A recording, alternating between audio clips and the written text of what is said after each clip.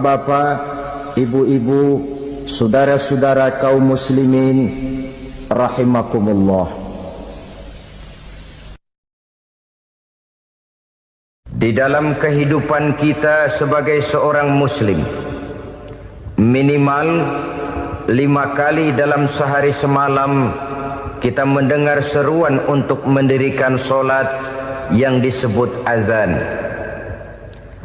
Ada kalimat menarik di dalam kalimat azan itu, yakni seruan hayya 'alal falah, marilah menuju kepada keberuntungan, marilah meraih kemenangan.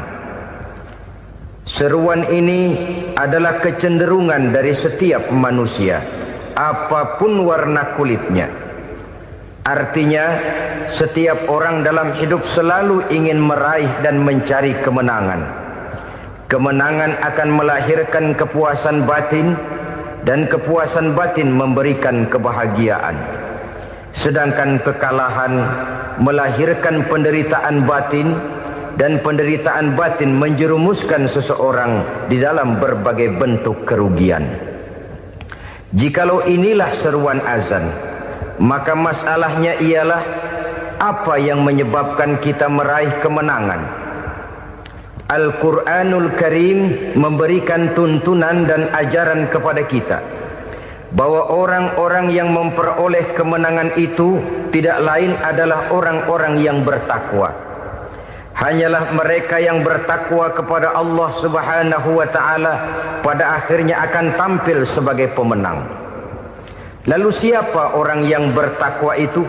Dijelaskan dalam awal-awal Al-Baqarah, orang yang bertakwa yang akan meraih kemenangan. Pertama, alladzina yu'minuna bil ghaib, yaitu orang-orang yang beriman kepada yang gaib, percaya bahwa ada alam yang gaib, alam yang abstrak, alam yang tidak bisa dijangkau oleh salah satu daripada panca indera kita. Mereka percaya dan beriman kepada adanya malaikat, beriman kepada adanya iblis dan jin, beriman kepada adanya alam kubur, beriman kepada adanya alam mahsyar, beriman kepada adanya alam akhirat, beriman kepada adanya surga dan neraka.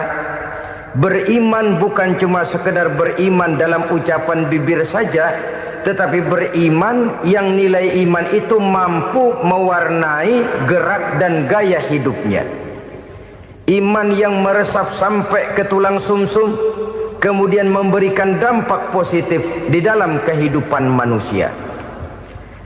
Alam, kita tahu, adalah sesuatu yang selain Allah, dan Allah bukanlah alam. Apapun namanya selain daripada Allah, itu adalah alam.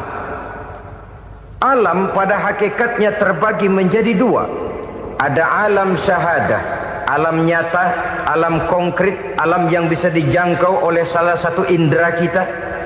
Kemudian ada alam ghaib, alam yang tidak bisa dijangkau oleh panca indera kita, alam metafisika, alam abstrak, alam yang wajib kita imani keberadaannya.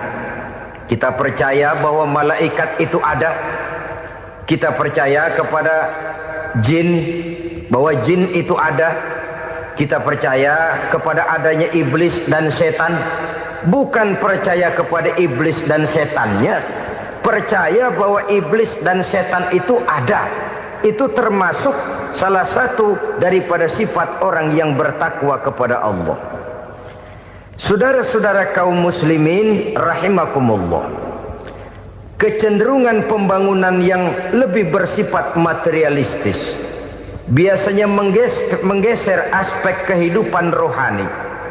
Orang berpikir empiri, dan dalam pola pikir yang demikian maka alam gaib tidak lagi mendapat perhatian. Aspek kehidupan yang bersifat rohaniah malah mulai ditinggalkan.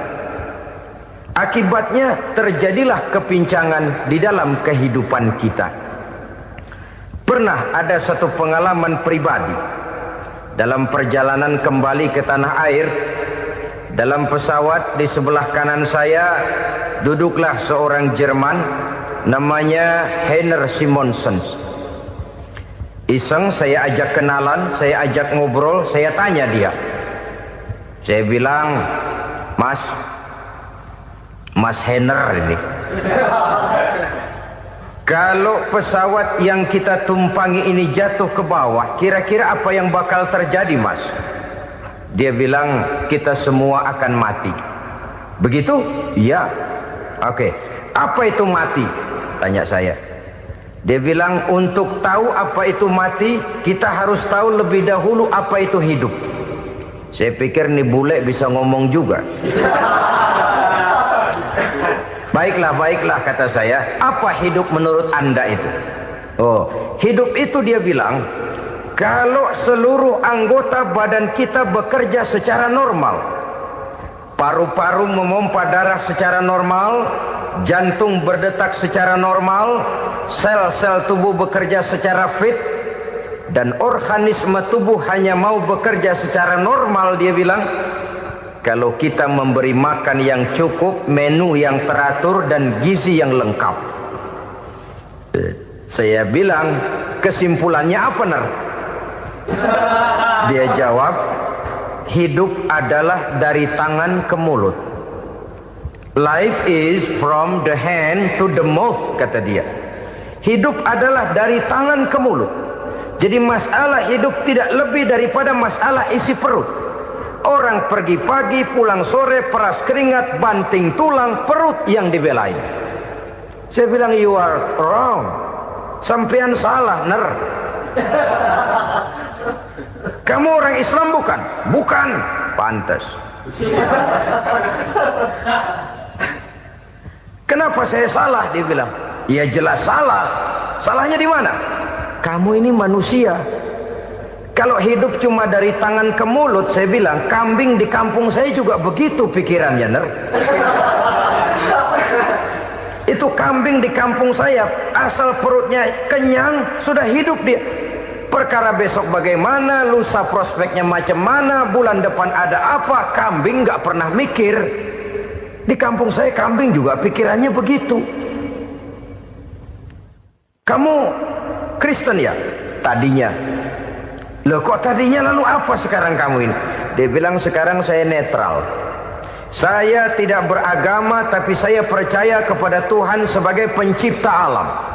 Saya ingat benar dia bilang, I haven't any religious, but I believe to God as the creator of the world. Kenapa bisa netral begitu, Ner? Habis saya bingung katanya. Islam bilang Islam baik, Kristen bilang Kristen baik, Hindu Buddha bilang Hindu Buddha baik, semua agama baik. Saya netral sekalian, nggak beragama.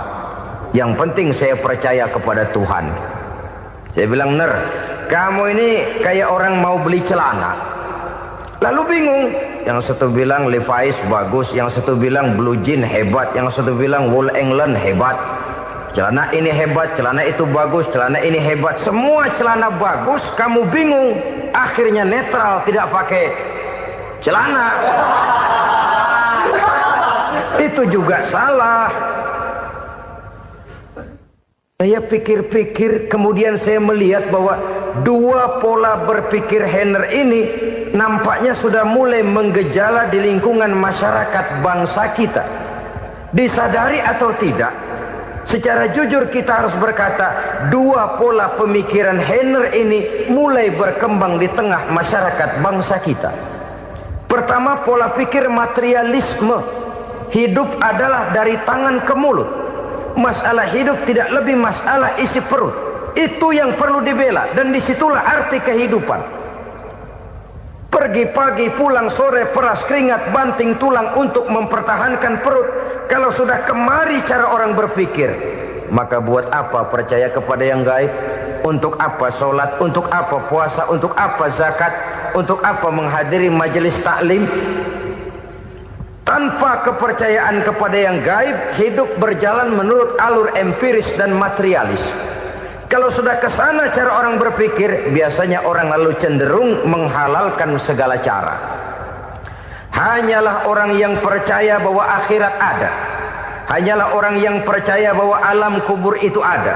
hanyalah orang yang percaya bahwa malaikat itu ada, hidupnya akan lebih terarah dan terkendali.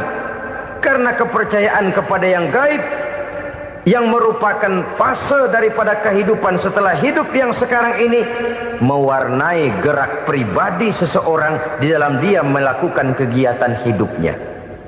Pola berpikir materialisme, disadari atau tidak, mulai menggejala di lingkungan masyarakat bangsa kita. Hidup tidak lebih dari urusan tangan ke mulut, mulut ke tangan, tangan ke mulut. Asal perut sudah kenyang, hiduplah sudah. Perkara bagaimana prospek hari yang akan datang, bagaimana akhirat, tidak jadi persoalan. Ini yang oleh Nabi diperingatkan, ad-dunya sijnul mu'min wa jannatul kafir.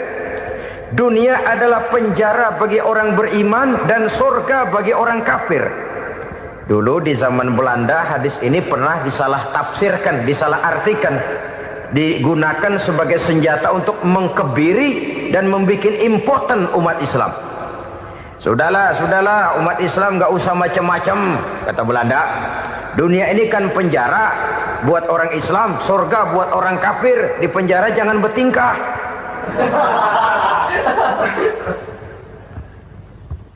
Pengertiannya tidak begitu. Dunia adalah penjara bagi orang mukmin. Artinya dalam kehidupan dunia seorang mukmin tidak bebas memperturutkan hawa nafsunya. Di penjara hawa nafsunya. Sebaliknya surga bagi orang-orang kafir. Buat orang kafir surgalah dunia ini. Mereka bebas memperturutkan hawa nafsunya, dilarang tidak terlarang, dicegah pun tidak tercegah. Mereka hidup menurut alur bisikan nafsu mereka sendiri. Kemudian bila ajal datang, maut merenggut nyawa, selesailah surganya sampai di situ. Maka bagi orang-orang yang tidak percaya kepada adanya akhirat, kepada adanya alam gaib, surganya sebatas umurnya. Sekali lagi, surganya sebatas umurnya. Bila umur selesai, ajal pun datang merenggut nyawa, selesailah sudah surganya sampai di situ. Alangkah pendeknya perjalanan orang-orang yang tidak percaya kepada alam gaib ini. Bagi kita mukmin, jikalau kita mampu memenjarakan hawa nafsu, kita bisa bahagia di dunia ini. Dan Islam memang tidak menyuruh kita sengsara di dunia. Raih dunia, kejar dunia, gapai dunia sebagai alat untuk mencapai kebahagiaan di akhirat nanti. Hidup adalah satu perjalanan panjang yang terbentang sejak kita terlahir dari alam rahim sampai kepada alam akhirat nanti. Andai kata kita gagal meraih kebahagiaan di dunia, toh kita masih punya akhirat. Tapi jangan jadi dalil yang melemahkan semangat. Biarin dah kita di dunia kebelangsak, yang penting akhirat. Akhirnya dunia benar-benar kebelangsak. Bagaimana dunia ini bisa kita raih, dan bagaimana meraih dunia untuk menunjang kepentingan akhirat nanti. Yang kedua, dari pikiran Heiner yang saya lihat menggejala di lingkungan masyarakat bangsa kita, timbulnya manusia-manusia netral. Seolah-olah Tuhan yes, agama no. Sama Tuhan percaya, agama ogah. Tuhan ngangguk, giliran agama godeng. Padahal hampir dalam setiap ayat dalam Quran, kata-kata amanu biasanya bergandeng dengan wa amilus sholihat. Iman dan amal soleh. Ini sebagai isyarat Tuhan dan agama jangan pernah dipisah-pisah. Apabila kita bertuhan, maka kita harus beragama. Apabila kita beragama, maka agama itu harus bersumberkan dari Tuhan yang kita imani itu. Tidak mungkin kita pisah, Tuhan yes, agama no. Sama Tuhan percaya tapi agama bikin sendiri. Sembayangnya cukup bengong 2 jam madep ngulon.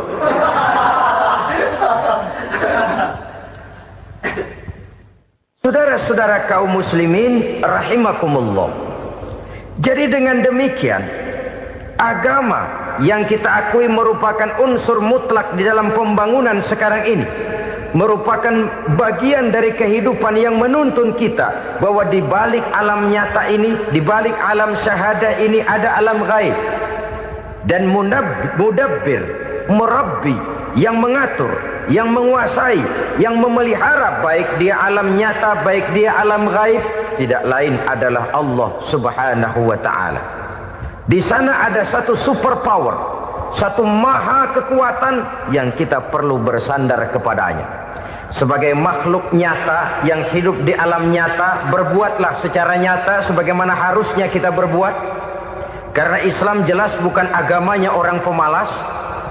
Islam jelas bukan agamanya orang yang mengajarkan setelah selesai sholat boleh duduk, nggelenggem ayam-ayam, ndelohom, menghitung bintang di langit sambil menunggu keajaiban. Tidak.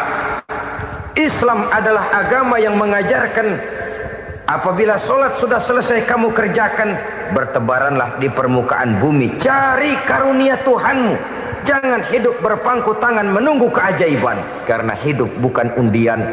Jangan berharap untung besar tanpa mau peras keringat. Tapi di sebalik itu toh kita juga harus yakin bahwa di sisi usaha nyata yang kita lakukan ada satu super power, satu maha kekuatan gaib yang menentukan berhasil dan tidaknya usaha kita. Kepercayaan kepada hal semacam inilah yang mendorong kita untuk mempunyai sandaran vertikal, agar jikalau usaha ini berhasil, kita tidak lupa diri dan lupa daratan. Jikalau usaha ini gagal, kita tidak putus asa dan buruk sangka, tidak cupik pandangan dan sempit hati, tapi mampu melihat persoalan dengan kacamata putih sambil husnuzon kepada Allah Subhanahu wa ta'ala. Kita percaya malaikat itu ada. Ada yang namanya Raqib dan Atid, mengawasi gerak hidup kita sampai kepada gerak hati kita. Ini memberikan sugesti agar kita berhati-hati. Tidak sejengkal tanah pun kita bisa berlindung dari pengawasan Raqib dan Atid. Ada Munkar Nakir yang akan menyoal kita di alam kubur. Ada malaikat Malik, penjaga neraka. Ada malaikat Ridwan yang menjaga surga. Kita percaya kepada adanya jin, kita percaya kepada adanya setan, iblis. Percaya kepada adanya, bukan mempercayai si setan, si iblis lalu menjadikannya sebagai teman. Tidak. Percaya bahwa mereka itu ada dan merupakan makhluk Allah yang gaib, yang diciptakan Allah Azza wa Jalla. Kepercayaan kepada alam gaib memberikan motivasi terhadap gerak lahir manusia, sehingga dengan motivasi kepercayaan kepada yang gaib, gerak lahir jadi lebih terarah, jadi lebih terpelihara. Pernah seseorang bertanya, "Pak, apakah adanya akhirat bisa dibuktikan secara ilmiah?" Saya bilang tidak bisa, tidak bisa. Kenapa? Karena yang berangkat nggak pernah pulang kembali lagi. Kalau dia pulang kemari bisa kita tanya bagaimana enak di sono.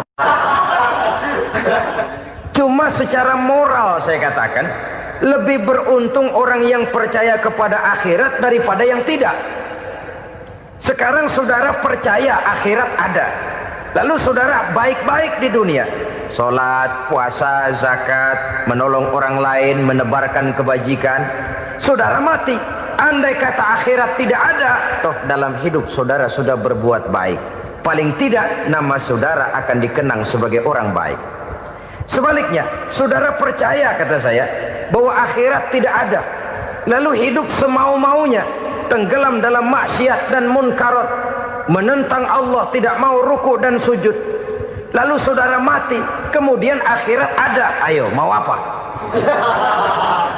Bekal tidak punya. Jadi secara moral lebih beruntung orang yang percaya kepada adanya akhirat daripada yang tidak percaya. Dan itu alam gaib yang tidak bisa dibuktikan secara eksat.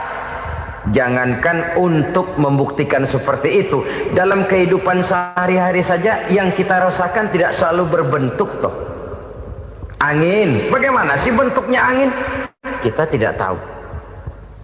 Merah, buktinya kalau dikerok merah. Yang merah itu kulit, yang kulit kita bukan anginnya. Sakit, rasa sakit itu ada, tapi bagaimana bentuk sakit kita nggak pernah tahu. Kalau kita makan cabai pedas, bagaimana bentuk pedas itu tidak ada, tapi rasa ada. Bentuk pedas hijau, cabenya bukan pedasnya. Tidak semua yang kita rasakan bisa kita gambarkan dalam bentuk yang konkret. Oleh karena itu, sekali lagi bahwa kepercayaan kepada alam yang gaib mampu memberikan satu sugesti yang menata kehidupan seseorang lebih lurus, lebih terarah, dan lebih terkendali. Maka wajar kalau kepercayaan kepada yang gaib mengantarkan seseorang untuk meraih kemenangan. Kenapa? Dia percaya kepada yang gaib, bahwa akhirat ada, bahwa alam kubur ada, bahwa pertanggungan jawab itu ada. Maka dia lalu tidak hidup saenae udele dewe, itu loh. Tidak hidup menurut seleranya sendiri, terarah, teratur. Ini cirinya yang pertama. Orang bertakwa yang akan meraih kemenangan, mereka beriman, mereka percaya kepada yang gaib. Bahkan hal-hal konkret saja selalu berangkat dari yang gaib.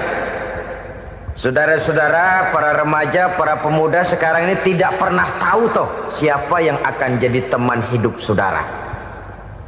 Kita bisa saja ngerancang, mentargetkan, tapi toh akhirnya yang namanya jodoh bukan kekuasaan kita. Rezeki di luar kemampuan kita. Begitu juga ajal. Maut, jodoh, ajal adalah contoh-contoh konkret bahwa pada akhirnya yang gaiblah yang menentukan. Bertahun-tahun ngelancong, emang jodoh seret, nggak jadi.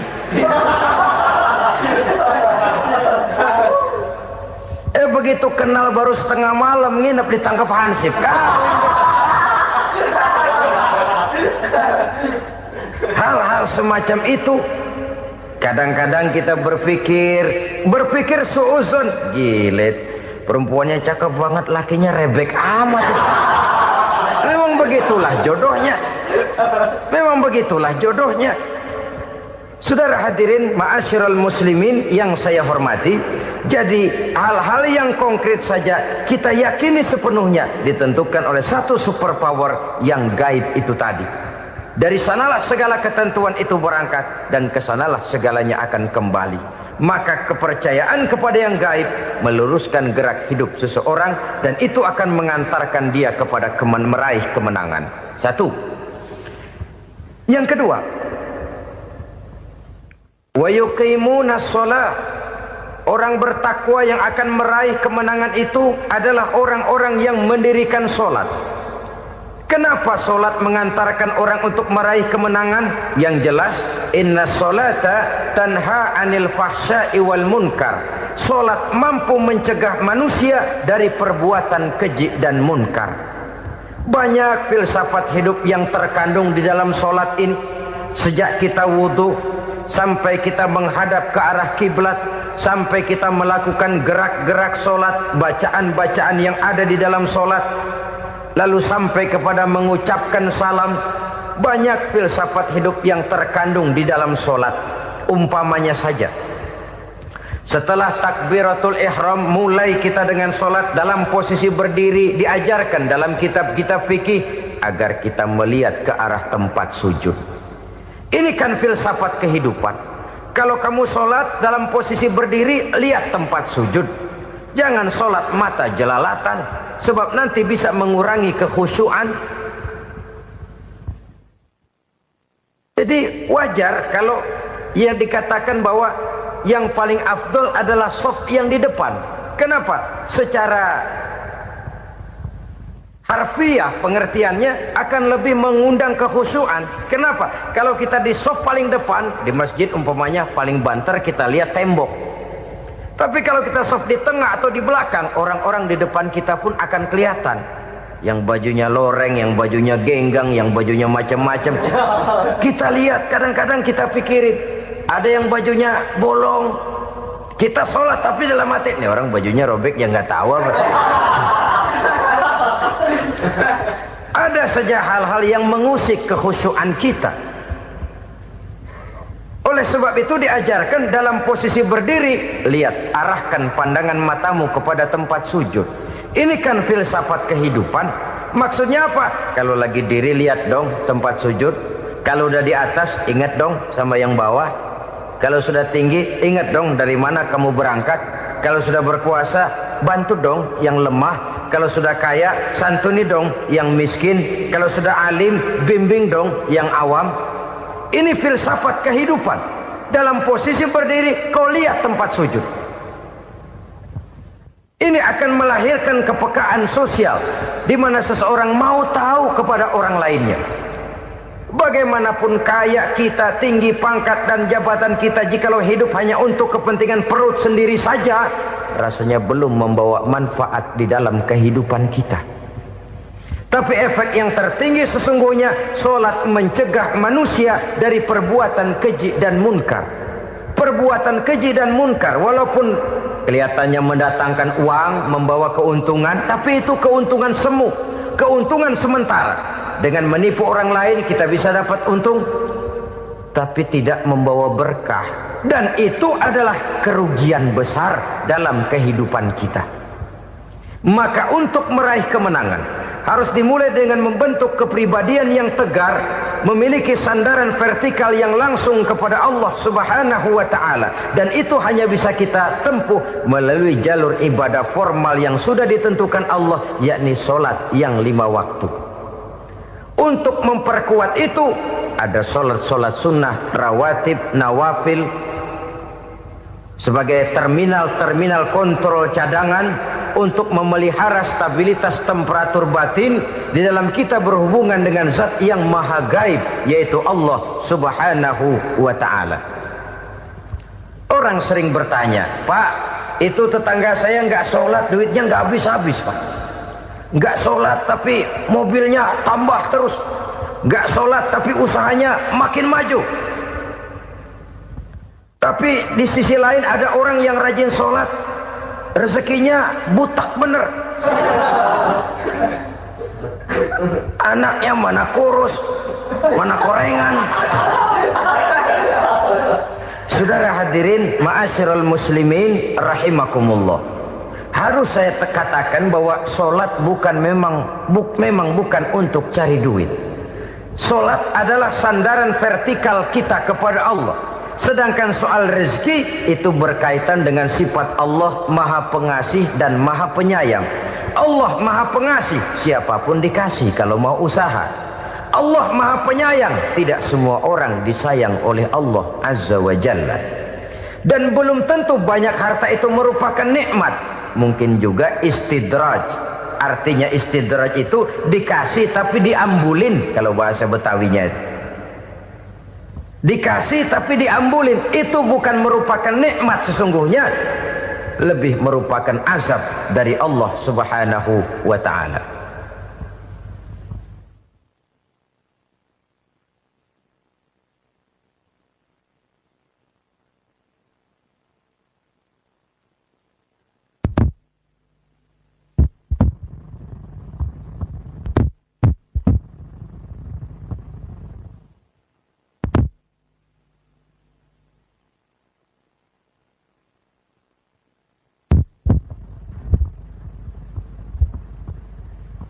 Agama mempunyai sistem solat, dan kita umat Islam telah dituntun oleh Allah Subhanahu wa ta'ala yang wajibnya 5 kali dalam sehari semalam mendirikan solat, dan itu tentu berada dalam jangkauan kemampuan manusia.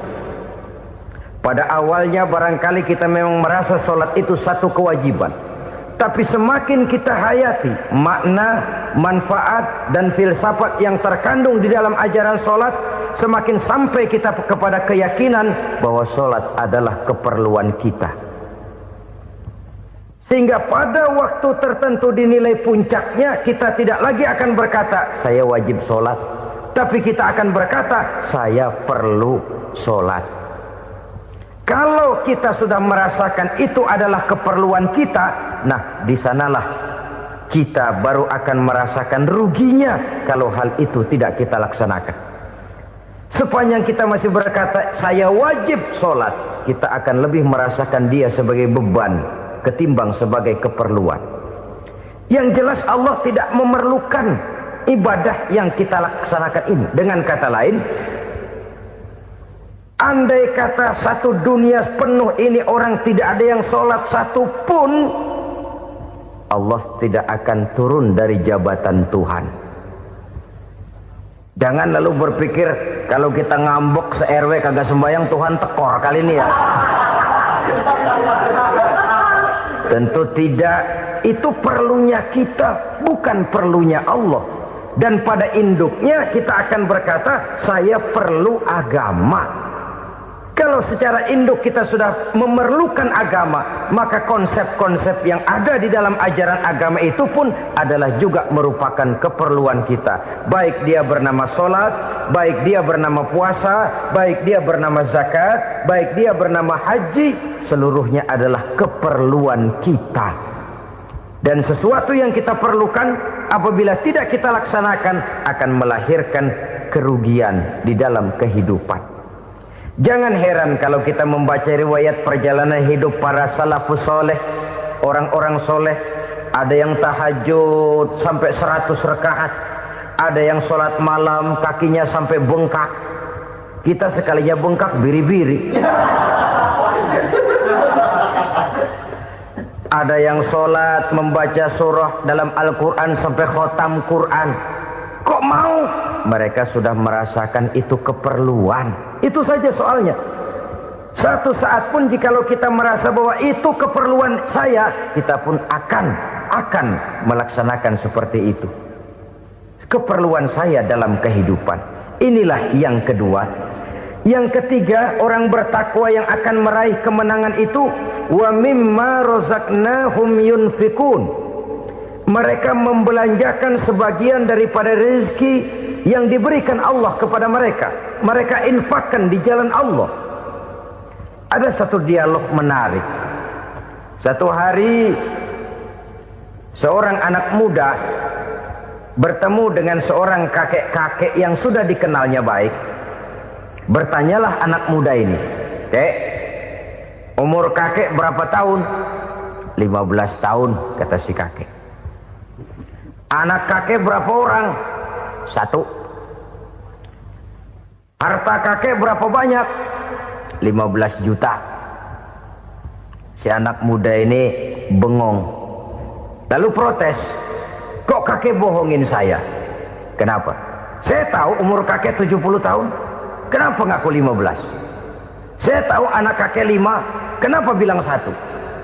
Saya tahu kakek miliuner, miliaran uang kakek.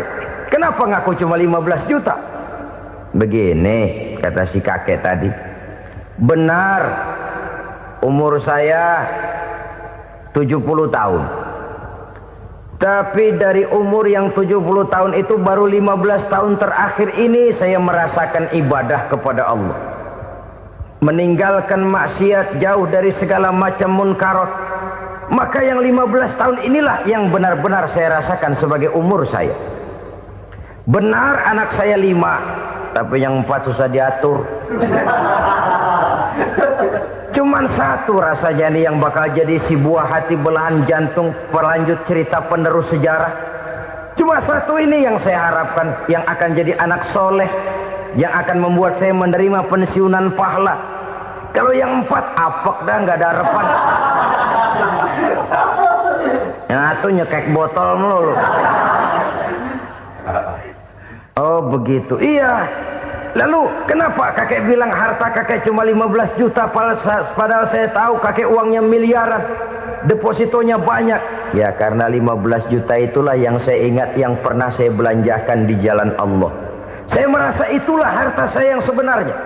Yang miliaran yang saya simpan di bank kelak, kalau satu saat saya mati akan jadi rebutan di antara anak-anak saya. Iya kalau anak saya soleh kayak yang 1 ini. Kalau yang 4 tadi udah tulen dia bakal berantem dah berebut tuh.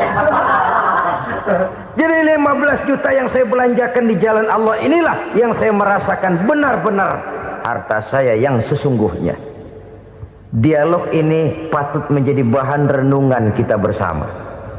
Diberikan kita umur 40, 50, 60, 70, 80.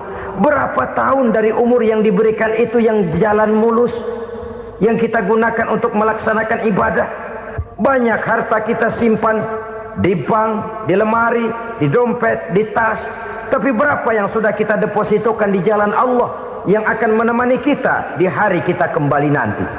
Maka orang bertakwa yang akan meraih kemenangan, wa mimma razaqnahum yunfikun, mereka membelanjakan sebagian dari rezeki yang diberikan Allah di jalan Allah Subhanahu wa ta'ala. Ma'asyiral muslimin rahimakumullah. Zahirnya memang kita memberikan kepada orang lain, tapi hakikatnya kita menyimpan untuk diri kita sendiri. Kita memberikan kepada yatim piatu 25.000. Zahirnya kita memberikan si yatim, hakikatnya kan kita cuma nyimpan. Saya berikan, titip kepadamu, ini untuk saya di akhirat. Kau boleh belikan baju, kau boleh belikan untukmu makan, kau boleh bayarkan sekolahmu. Ini untuk saya. Hakikatnya kita nyumbang masjid 1 juta, zahirnya kita berikan kepada panitia masjid, tapi hakikatnya kan cuma titip 1 juta ya, untuk saya di alam kubur nanti. Silahkan kau boleh belikan semen, ini uang, belikan besi, belikan pasir. Saya cuma sekedar titip untuk kepentingan saya. Hakikatnya kita cuma sekedar menitip. Sebagaimanapun pada hakikatnya, apapun yang kita miliki dalam kehidupan kan cuma sekedar hak guna pakai, bukan hak milik mutlak. Harta kita, rumah kita, kendaraan kita, kebun kita, pabrik kita, hak guna pakai saja. Hak milik mutlak cuma untuk Allah Subhanahu wa ta'ala. Saudara-saudara kaum muslimin rahimakumullah. Ini yang ketiga. Kemudian yang keempat, orang-orang bertakwa yang akan meraih kemenangan, allazina yu'minuna bima unzila ilaika. Mereka yang beriman, mereka yang percaya kepada apa yang telah diturunkan kepadamu Muhammad, ay Al-Quran, yakni Al-Quranul Karim. Setelah percaya kepada yang gaib, mendirikan solat, kemudian menginfakkan sebagian dari rezeki yang diberikan Allah, mereka juga lalu percaya kepada yang diturunkan terhadap Nabi, yaitu tidak lain Al-Quranul Karim. Sekali lagi di sini, percaya bukan hanya sekedar percaya saja, tetapi percaya lalu menjadikan Al-Quran itu sebagai pedoman hidup. Sebab memang Al-Quran itu adalah GBHM, garis-garis besar haluan muslim. Apa yang harus kita lakukan, apa yang harus tidak kita lakukan, bagaimana mestinya kita bertingkah laku dan berbuat, seluruhnya tercantum di dalam Al-Quranul Karim. Itu sebabnya ketika satu hari Aisyah ditanya bagaimana akhlak Rasul, beliau menjawab, kana Rasulullah sallallahu alaihi wasallam khuluquhul Quran. Akhlak daripada Rasulullah tidak lain adalah Al-Quran. Jawaban simpel ini memberikan gambaran bahwa keseluruhan daripada konsepsi Quran sudah diterjemahkan dalam kehidupan Rasulullah sallallahu alaihi wasallam. Karena kita tahu akhlak adalah keseluruhan dari gerak hidup manusia. Sejak ia berpribadi, berumah tangga, bertetangga, bermasyarakat, sampai kepada berbangsa dan bernegara, Al-Quran tetap memberikan sentuhan nilainya. Oleh karenanya, orang-orang yang bertakwa adalah orang-orang yang menjadikan Al-Quran sebagai pedoman dalam kehidupannya. Dan kita yakini Al-Quran diturunkan kepada Nabi Muhammad bukan merupakan produk Nabi Muhammad. Isi dan redaksinya langsung dari Allah Subhanahu wa ta'ala.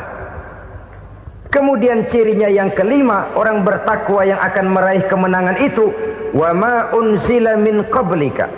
Tidak hanya sekedar percaya kepada yang diturunkan terhadap Nabi Muhammad, yaitu Al-Quran, mereka juga percaya kepada apa yang pernah diturunkan kepada para nabi, kepada para rasul sebelum Nabi Muhammad.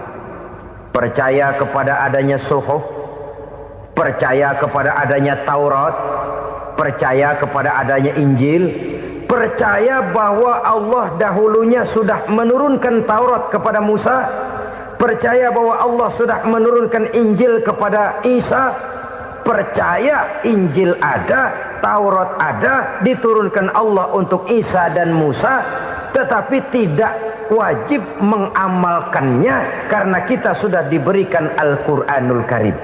Ini yang perlu saya garis bawahi. Kita percaya Allah telah menurunkan Injil dahulu kepada Isa. Kita percaya bahwa Allah telah menurunkan Taurat dahulunya kepada Nabi Musa.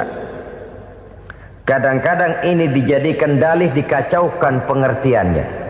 Quran saja mengajarkan bahwa orang yang bertakwa harus percaya kepada Injil, maka pakailah Injil. Apalagi kalau ayat sebelumnya ditilap, dihapus, dihilangkan, Injilnya yang ditekankan, maka akan terjadilah penekanan yang salah arah. Karena salah arah akhirnya bisa merusak dan menghancurkan akidah. Ketika Rasul satu saat pernah ditanya orang, "Ya Rasul, bagaimana sikap kita sebagai muslim terhadap Injil yang ada sekarang?" Beliau menjawab, "La tukadzibuhu jami'an wa la tusaddiquhu jami'an." Jangan didustakan seluruhnya, jangan juga dibenarkan semuanya. Artinya, ini sudah merupakan gambaran dari Rasul bahwa dalam Injil yang ada sekarang masih ada ajaran-ajaran tauhid yang dibawa oleh Nabi Isa dan diajarkan kepada umatnya. Tapi juga dalam Injil yang sekarang ini sudah terkena intervensi dan investasi manusiawi. Karena itu Rasul menyimpulkan, la tukadzibuhu jami'an wa la tusaddiquhu jami'an. Jangan didustakan semua, jangan dibenarkan seluruhnya. Kita memang percaya Allah telah menurunkan Injil kepada Nabi Isa dulu, tapi kita tidak wajib mengamalkan Injil. Kita percaya Allah telah menurunkan Taurat kepada Nabi Musa, tapi kita tidak wajib mengamalkan kitab ajaran Taurat. Yang wajib kita percayai dan kita amalkan hanyalah Al-Quranul Karim. Kenapa? Oleh karena baik yang ada di dalam Taurat, baik yang ada di dalam Injil, tentu tercakup di dalam Al-Quran sebagai kitab terakhir yang diturunkan oleh Allah Subhanahu wa ta'ala. Dan itu wajar. Kalau seorang pejabat mau mengeluarkan satu keputusan baru, tentu dia harus meninjau keputusan-keputusan lama. Andai kata dianggap tidak berlaku, dianggap tidak relevan lagi, maka keputusan-keputusan lama itu tentu sudah dianggap tidak berlaku. Sebagian daripada aturan-aturan dalam keputusan lama yang masih dianggap relevan tercantum dalam keputusan baru yang wajib diamalkan. Begitulah hubungannya antara Al-Quran, Taurat, Zabur, dan Injil. 4 kitab samawi yang diturunkan Allah masing-masing kepada Zabur untuk Nabi Daud, Taurat untuk Nabi Musa, dan Injil untuk Nabi Isa alaihi wassalatu wassalam.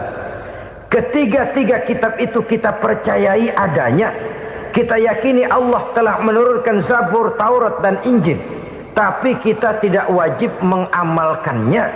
Yang wajib kita mengamalkannya sekarang ini tidak lain hanyalah Al-Quranul Karim saja. Karena ia mencakup apa yang ada di dalam Zabur, apa yang ada di dalam Taurat, dan apa yang ada di dalam Injil. Keotentikannya bisa dipertanggungjawabkan.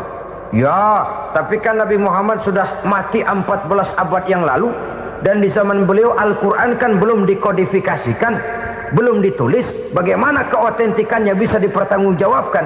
Mudah saja. Allah berjanji, "Inna nahnu nazzalna dzikra wa inna lahu lahafizun." Kami yang menurunkan Al-Quran dan kami yang akan menjaga dan memeliharanya. Allah turunkan Quran, Allah menjaganya. Bagaimana cara Allah menjaga Al-Quran itu? Banyaknya orang-orang yang hafaz Al-Quran. Hafaz Al-Quran 30 juz, 114 surah, 6.666 ayat. Sehingga jangankan satu kata, Jangankan satu ayat, satu kalimat saja berubah, sudah akan timbul reaksi dan mudah dimengerti. Kenapa? Banyak orang-orang yang hafaz Al-Quran. Sedangkan pada setiap akhir tahun biasanya malaikat Jibril selalu mengadakan checking terhadap ayat-ayat yang diturunkan pada waktu itu. Di zaman Nabi sendiri sudah ada usaha kodifikasi. Dan yang lebih luar biasa lagi, sampai hari ini tidak seorang pun mampu membuat satu ayat saja semacam Al-Quran. Ke bahasa manapun dia diterjemahkan, naskah aslinya tetap ikut, rujukan dasarnya tetap ada. Berdasarkan itu, maka tidak mungkin terjadi penyelewengan terhadap atau pemalsuan terhadap ayat-ayat Al-Quranul Karim. Kesuciannya, keotentikannya, kemurniannya bisa dipertanggungjawabkan. Ma'asyiral muslimin rahimakumullah. Oleh karenanya, konsepsi dasar daripada ajaran Islam ini memang tidak lain adalah Al-Quran dan Sunnah. Isi daripada agama Islam yang merupakan iman, Islam dan ihsan, konsepsi dasarnya tidak lain adalah Al-Quran dan Sunnah Rasulullah Sallallahu Alaihi Wasallam. Maka yang kita perlukan sekarang ini adalah terjemahan Al-Quran di dalam kehidupan kita. Dengan demikian, maka gaya kehidupan yang lebih Qurani itulah yang kita dambakan. Kita perlu memang terjemahan Quran dalam bahasa Inggris, dalam bahasa Belanda, dalam bahasa Jepang, tapi yang lebih kita perlukan adalah terjemahan Quran di dalam kehidupan kita. Konsekuen, tidak memanipulasi, ringan sama kita jinjing, berat sama kita pikul. Jangan kalau lempengan ayat Quran tuh kira-kira enak diamalin, keras teriakan kita. Giliran kira-kira ayat Quran itu mukul kepala kita sendiri, diam kita. Itu ciri yang pernah disindir Allah dalam awal-awal Baqarah juga. Ciri beragamanya orang yang munafik. Kullama adha'a lahum masyawfih, kata Allah. Wa iza azlama alaihim qamu. Apabila terang mereka jalan, apabila gelap mereka berhenti. Artinya, kalau kira-kira di Islam nguntungin, rame-rame pada teriak Islam. Tapi ketika diminta untuk berjuang, ketika dituntut untuk berkorban, rame-rame mengundurkan diri. Nasib agama tidak ubahnya seperti daun pisang yang dikait orang di tepi jalan lantaran tak berpayung di ketika hari hujan. Manakala hujan usailah sudah, daun itu pun dicampakkan di tepi jalan, diinjak pula orang nan lalu.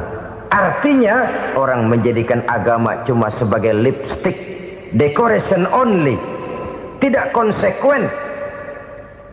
Hanya pada saat-saat kelihatannya Islam membawa keuntungan, rame-rame orang teriak-teriak tentang Islam. Tapi jikalau diminta berjuang, jikalau dituntut untuk berkorban, biasanya rame-rame juga mengundurkan diri. Jangan heran kalau mayoritas hitungan kita, tapi minoritas peranan kita. Kuantitas kita dalam jumlah, tapi dalam kualitas kita lebih sering jadi penonton daripada jadi pemain. Padahal itu sangat tidak boleh terjadi. Umat Islam di Indonesia harus bangkit. Umat Islam di Indonesia harus sadar akan keberadaannya. Tidak boleh hanya jadi penonton berpangku tangan. Karena memang agama kita juga mengajarkan untuk konsekuen di dalam menjabarkan ajaran-ajaran daripada agama kita. Kita sering menjadi jatuh menjadi umat yang lemah oleh karena kita ini tidak pandai menggalang kebersamaan yang diakibatkan tidak konsekuennya kita. Diistilahkan bahwa umat Islam di dalam menggalang kebersamaannya itu harus seperti orang main sepak bola. Saudara-saudara kan tahu orang main sepak bola itu. Orang main sepak bola, kalau pertandingan belum dimulai sih silakan saja kumpul di luar lapangan, atur strategi yang baik. Tapi kalau pertandingan sudah dimulai, turun ke lapangan hijau, jangan kumpul terus. Ada sepak bola gotong royong, mundur-mundur rame-rame, depan ke depan kumpul melulu mainnya. Kalah. Orang main sepak bola itu ya harus ada penyerang tengah, harus ada penjaga gawang, harus ada strikernya, harus ada kiri luarnya, kanan dalamnya yang jadi backnya. Posisi boleh bermacam-macam, tapi yang penting saling ngoper untuk menggolkan gawang lawan. Begitulah umat Islam ini. Boleh ada yang jadi pejabat, boleh ada yang jadi pengusaha, boleh ada yang jadi petani, silakan ada yang jadi seniman, ada yang jadi penyair, ada yang jadi artis sekalipun. Tapi kalau sudah berhasil menguasai bola, jangan lupa operannya. Operan itu yang langka. Kita ini muslim kadang-kadang kalau sudah memegang menguasai bola, kalau belum mau mampus, belum mau ngoper. Nanti kalau sudah nggak punya bola, baru mau ngoper. Kalau sudah dengar-dengar mau dekat pensiun, baru mau jihad, baru mau berjuang, baru mau ngurus pesantren. Tanda tangan sudah tidak laku, memo sudah tidak dihargai, baru mau berjuang. Kemarin kemana mas? Kita tidak pandai memanfaatkan posisi. Dengan kata lain, kalau kembali kepada persoalan kita, konsekuensi kita terhadap agama yang kita anut ini belum ideal.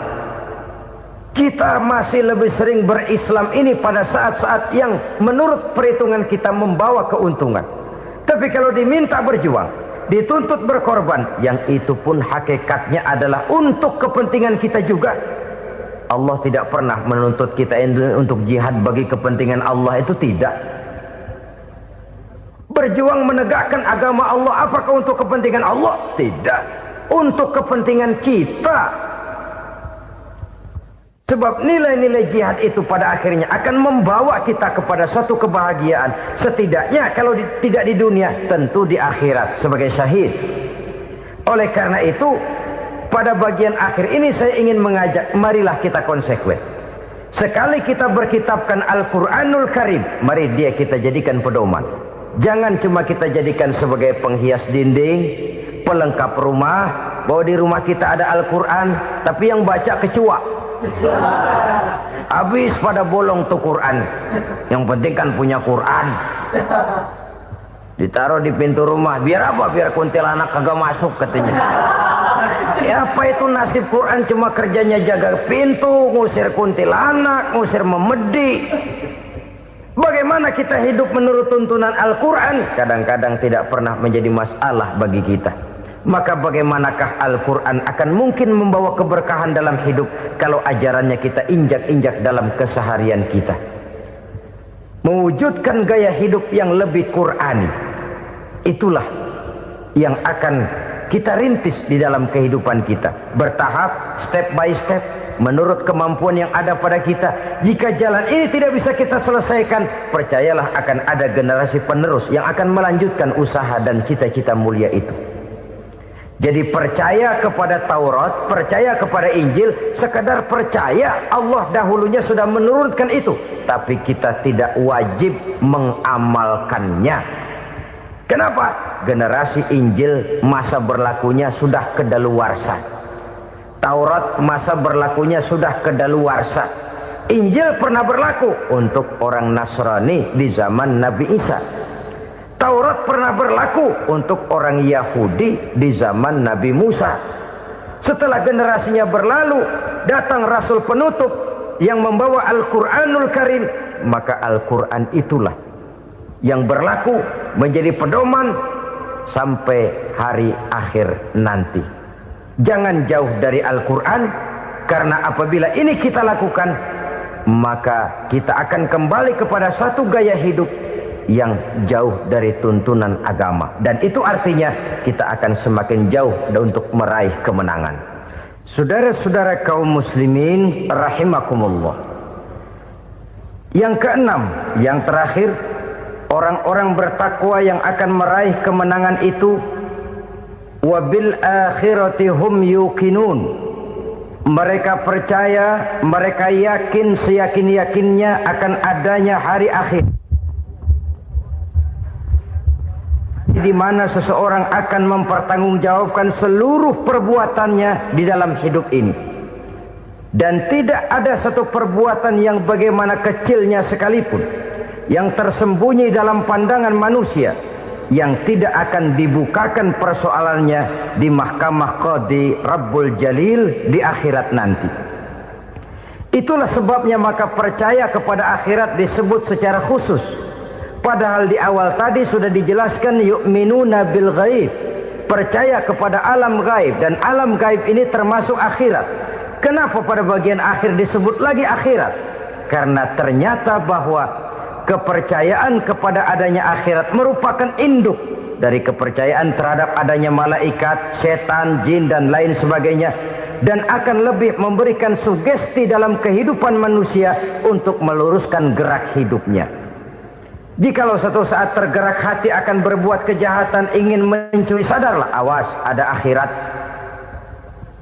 Sebab kalau kita cuma teriak awas ada polisi, itu cuma tertunda sementara. Begitu polisi meleng, embat. Kalau kita ingin berbuat jahat cuma berteriak awas ada hansip, cuma sementara ketika hansip itu ada. Tapi kalau ceritanya awas ada akhirat, mau menyeleweng awas ada akhirat, mau berjudi awas ada akhirat, mau mencuri awas ada akhirat. Keyakinan yang akan meluruskan gerak hidup manusia sehingga gerak itu jadi lebih terarah dan terkontrol, tidak merugikan baik diri sendiri, lebih-lebih orang lain. Ternyata bahwa kepercayaan kepadanya adanya hari akhirat sanggup menjadi sumber daya kontrol dari kehidupan manusia, sehingga ia tidak terjebak dalam perbuatan maksiat dan munkarat. Saudara-saudara kaum muslimin, inilah saja yang kita bicarakan pada pertemuan kali ini. Semoga Allah subhanahu wa ta'ala memberikan kekuatan zahir dan batin kepada kita. Amin. Untuk dapat meraih kemenangan dengan beriman kepada yang gaib, mendirikan solat, membelanjakan sebagian dari rezeki yang diberikan Allah, percaya kepada Al-Quran, beriman kepada kitab-kitab yang diturunkan sebelum Al-Quran, lalu meyakini adanya hari akhirat. 7 macam perkara yang merusak akidah dan keimanan, merusak amal perbuatan yang sudah kita kerjakan, merusak sendi-sendi kehidupan sosial, pendek kata merusak segala hal di dalam kehidupan kita. Jauhilah olehmu 7 macam perkara yang merusak. Yang pertama, asyirku billah, menyekutukan Allah subhanahu wa ta'ala. Agama dimulai dari keyakinan, maka kehancuran agama selalu dimulai dari kehancuran keyakinan, iman atau akidah yang dimiliki oleh seseorang. Dan untuk menghancurkan nilai-nilai iman yang kita miliki ini, orang rasanya tidak akan menghantam kita dengan peluru kendali. Orang tidak akan mengirimkan nuklir ke sini. Orang tidak juga akan mengirimkan satuan militernya ke sini. Untuk menghancurkan nilai-nilai iman, dibanjiri kita dengan paham-paham yang merusak dan mendangkalkan akidah. Baik ia bernama materialisme, baik ia bernama sekularisme, baik ia bernama banjirnya maksiat dan munkarat, baik ia bernama banjirnya peradaban dan kebudayaan yang menghancurkan moral daripada anak-anak kita, sedikit demi sedikit melenturkan dan melunturkan nilai-nilai keimanan kita, untuk kemudian pada waktunya nilai iman itu akan bertukar dan berganti menjadi nilai syirik kepada Allah subhanahu wa ta'ala. Atau pada sisi lain, menjadikan yang selain Allah sebagai tujuan akhir daripada kehidupan kita. Sedangkan kita sama-sama maklum bahwa di dalam pandangan agama Islam, dosa yang tidak berampun, dosa yang terbesar, termasuk dalam kategori bapak moyangnya dosa, tidak lain adalah syirik, yakni menyekutukan Allah subhanahu wa ta'ala. Pola penghancuran iman ini memang berstrategi. Ditawarkan kita kepada paham materialisme, paham kebendaan, di mana otak menempati urutan sebagai ranking pertama, Tuhan jatuh pada urutan kedua. Lalu menyusul kepada paham sekularisme, Allah dipisahkan dari seluruh kegiatan hidup ini, untuk pada gilirannya menjadikan yang selain Allah sebagai tujuan akhir daripada seluruh kegiatan hidup kita. Oleh karenanya, kewajiban menjaga nilai-nilai iman ini merupakan kewajiban yang mulia tetapi berat, tidak hanya untuk kita, tetapi juga bagaimana mewariskannya kepada anak-anak kita, generasi yang akan datang.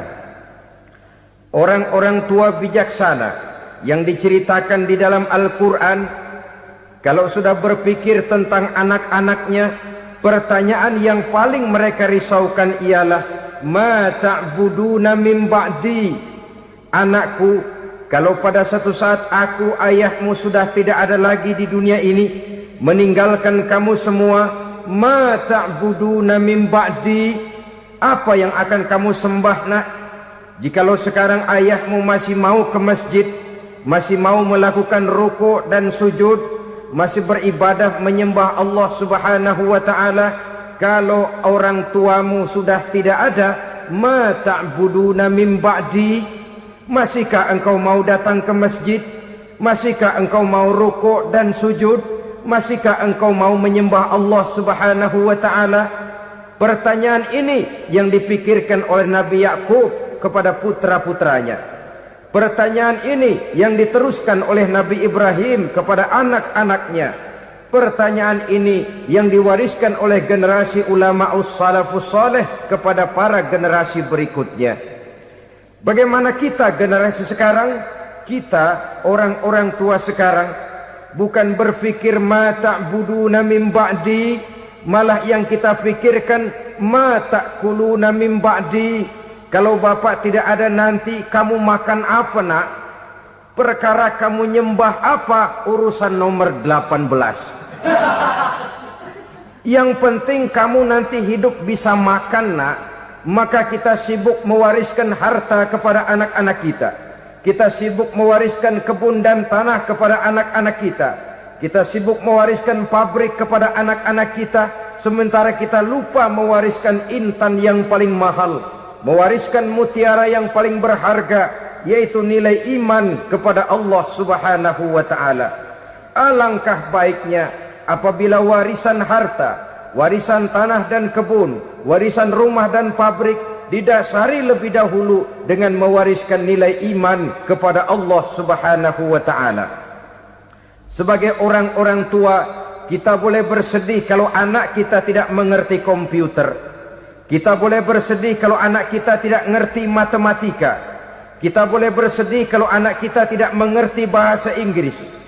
Tapi sewajarnya lebih bersedihlah kita orang tua jikalau mempunyai anak yang tidak kenal Allah sebagai Tuhannya, yang kemudian tidak mau rukuk dan sujud kepada Allah Tuhannya. Itulah kemalangan yang paling malang bila kita meninggalkan generasi yang tidak bertauhid kepada Allah Subhanahu wa ta'ala. Betapapun anak kita tidak ngerti komputer, saudara, paling-paling kerugiannya cuma kerugian dunia. Masuk dia ke alam barzakh, munkar nakir tidak akan sempat tanya kau belajar komputer apa tidak. Kumpul dia di padang mahsyar, malaikat juga tidak akan tanya matematikamu nilainya berapa. Yang ditanya kau kenal Allah, kau rukuk dan sujud kepadanya, kau pernah datang ke masjid. Oleh karena itu sekali lagi, menjaga nilai iman tidak hanya untuk kita, tetapi juga mewariskannya kepada anak-anak kita, generasi yang akan datang. Sungguh kemalangan yang paling besar apabila kita meninggalkan anak-anak kita. Mereka kita tinggalkan lemah ekonominya, itu tidak baik. Mereka kita tinggalkan lemah otaknya, itu pun akan membuat mereka tertinggal oleh yang lain. Tapi yang paling celaka, jikalau kita tinggalkan mereka dalam kondisi lemah imannya, rapuh akidahnya, tidak baik dan tidak betul keyakinan hidupnya. Oleh karena itu Nabi berpesan, jauhilah 7 perkara yang merusak. Yang pertama, syirik kepada Allah Subhanahu wa ta'ala, menyekutukan Allah baik dalam ucapan, dalam keyakinan ataupun dalam perbuatan. Ini perkara pertama yang termasuk 7 perusak besar di dalam kehidupan. Kalau sudah jatuh kita ke lembah syirik, bagaimanapun banyak kebaikan yang kita kerjakan, berjiwa sosial, bertangan pemurah, gemar menolong orang lain, kalau memang dasarnya syirik, maka seluruh kebaikan kita akan hancur, tidak akan ada nilainya dalam pandangan Allah Subhanahu wa ta'ala. Dalam pandangan manusia, mungkin kita dicatat sebagai orang sosial, gemar menolong orang lain, tidak berpangku tangan melihat orang yang mendapat kesulitan, tapi oleh karena dasarnya syirik, dasarnya tidak mentauhidkan Allah, maka seluruh nilai kebaikan yang kita kerjakan tidak akan ada nilainya dalam pandangan Allah Subhanahu wa ta'ala. Maka jagalah iman kita, jangan sampai dihinggapi penyakit syirik yang bagaimana kecilnya sekalipun. Sekali lagi, baik syirik dalam bentuk ucapan, syirik dalam bentuk keyakinan, sampai kepada syirik dalam bentuk perbuatan, kita berhindar kepada sifat-sifat yang sedemikian itu. Karena apa? Dalam satu ayat Quran Allah Subhanahu wa ta'ala menjelaskan, innallaha la yaghfiru ayyushraka bih wa yaghfiru ma duna dzalika liman yasha.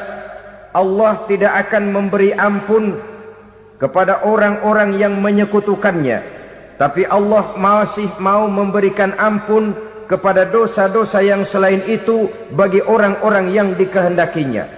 Dosa selain syirik, apabila kita bertaubat, Allah masih mau mengampuni.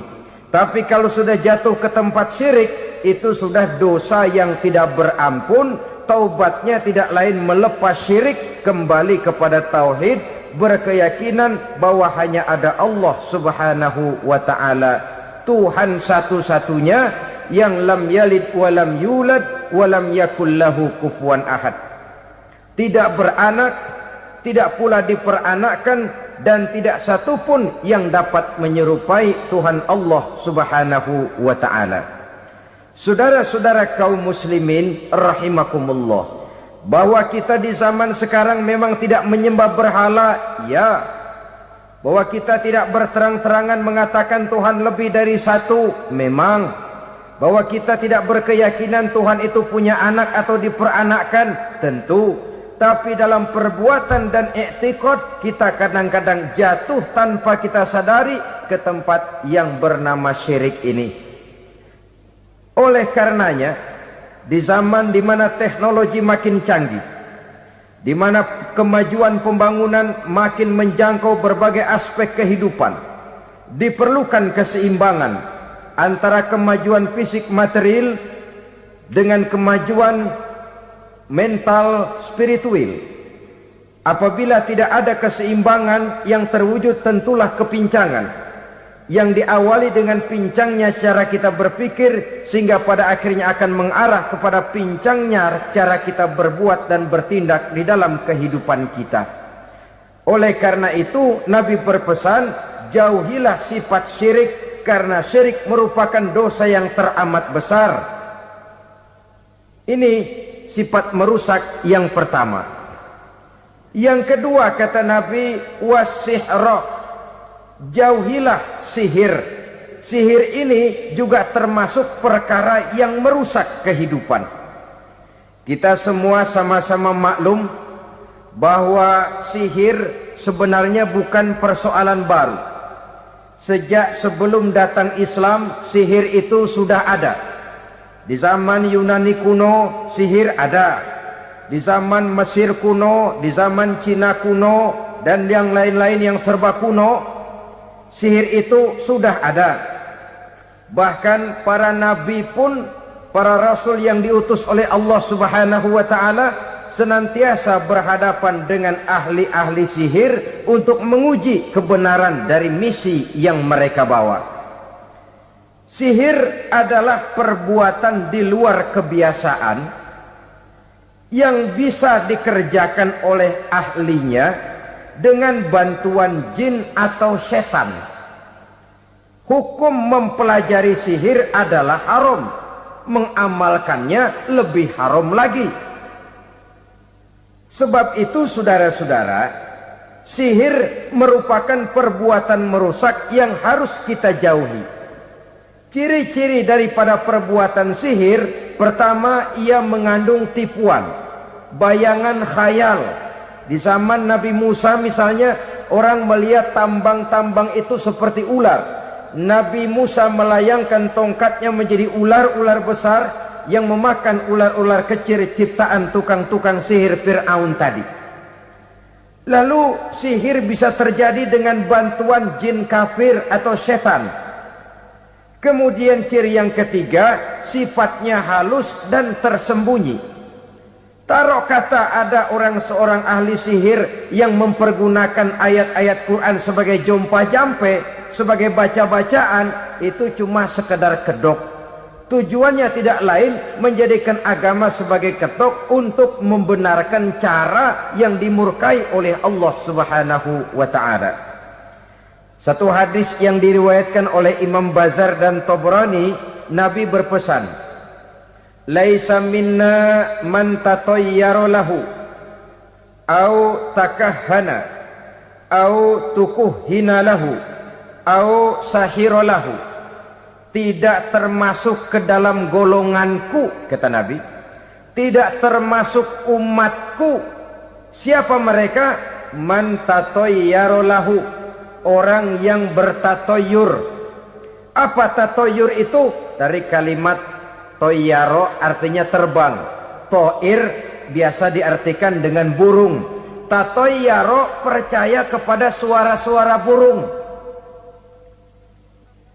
Man tatayyara lahu, mempercayai, meyakini dengan benar-benar kepada suara beburungan.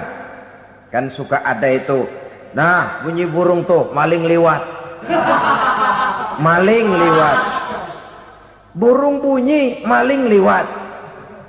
Itu termasuk tatayyara lahu, percaya kepada suara burung. Kan aneh kalau suara orang nggak dipercaya, suara burung malah dipercaya. Ada ustadz ceramah, kiai ngaji, nggak mau didengerin, burung dengerin bener. Nah, suaranya dari sebelah mana? Belah kulon. Nah, itu tandanya ano. Habis dihitung-hitung. Itu termasuk tatayyara lahu. Au takahana, atau bertenung, au tukuhin.